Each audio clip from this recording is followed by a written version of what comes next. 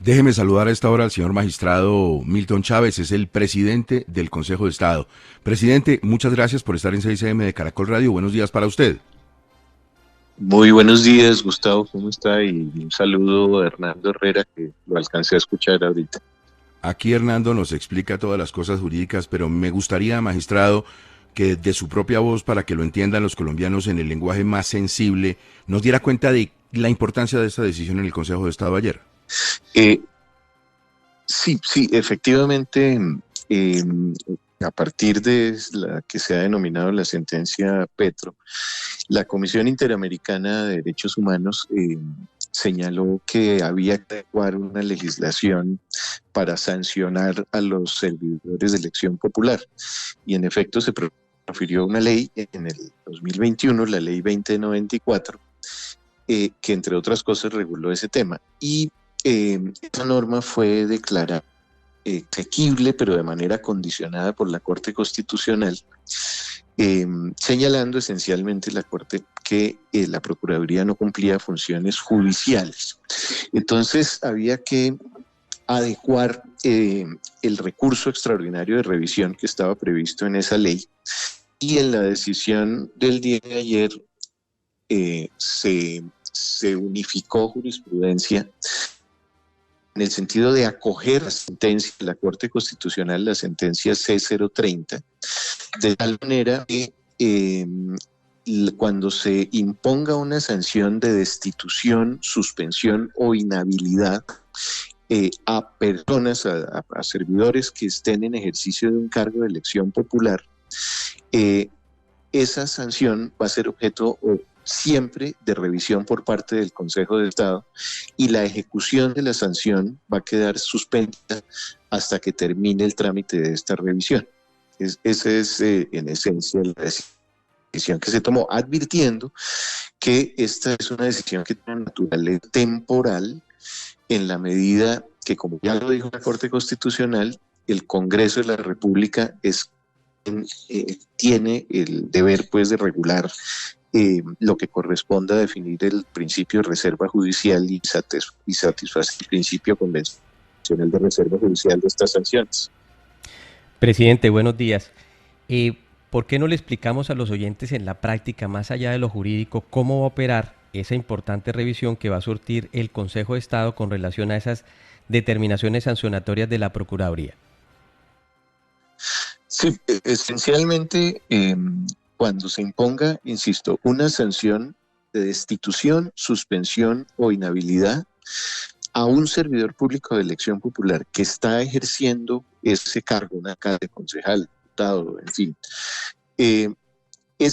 cuando se imponga esa sanción, la Procuraduría debe enviar ese expediente al Consejo de Estado, y en esa medida la ejecución de la sanción no se va a aplicar hasta que el Consejo de Estado no tramite esa revisión.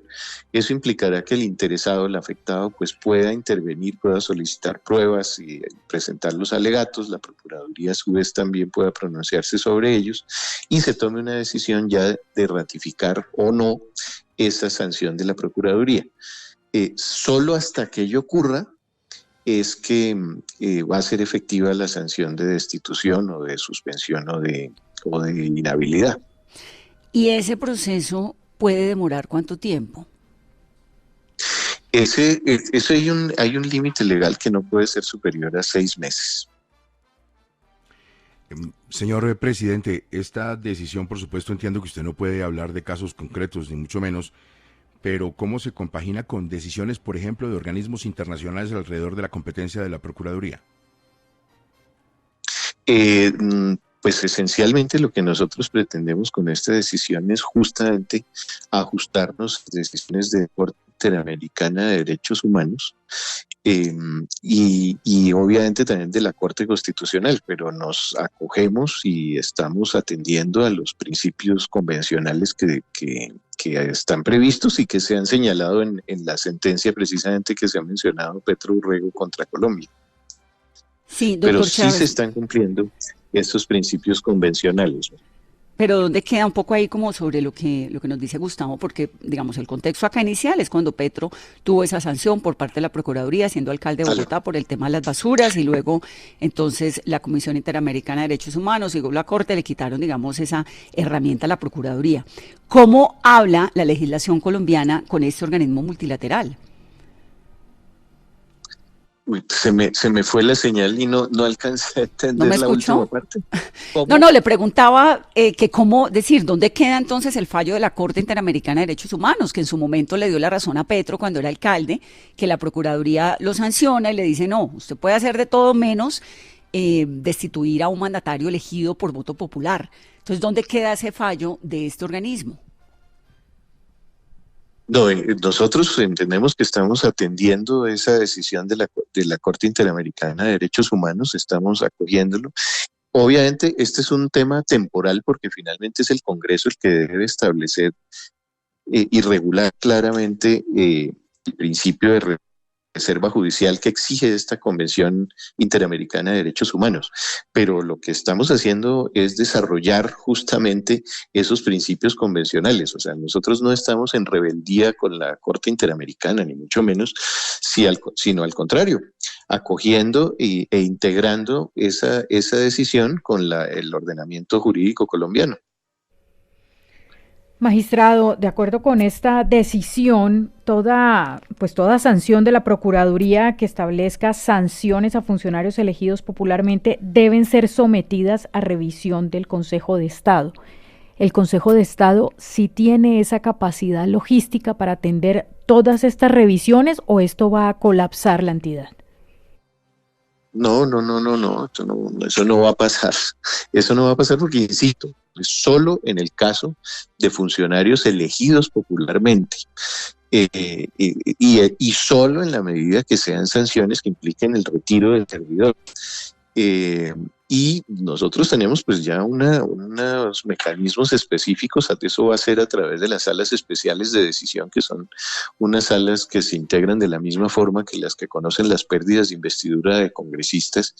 Entonces, pues no, nosotros tenemos esa organización para cumplir con esos deberes.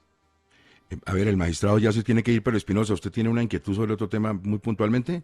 Es que, sí, magistrado, es que me dicen de muy buena fuente que el Consejo de Estado ha determinado que habrá una sentencia anticipada en el caso muy polémico del nombramiento del rector Múnera en la Universidad Nacional, y que es así la decisión porque como es un asunto de puro derecho, van a tener una sentencia anticipada. Yo quería saber si estoy bien informado. Sí, a ver, ese es un procedimiento muy común cuando no hay que practicar pruebas diferentes a las pruebas documentales. Si se trata solamente de pruebas documentales o discusiones de puro derecho, el Código de Procedimiento Administrativo faculta al juez para omitir audiencias de pruebas y proceder inmediatamente a dictar el fallo. Eso es seguramente la decisión, que es muy común, esto es muy de rutina, no es algo extraordinario. Magistrado, muchísimas gracias, muy amable por explicarnos en 6 AM. Bueno, muchísimas gracias, Gustavo, y al doctor Hernando Herrera y a todos los demás colegas suyos de la mesa de trabajo. El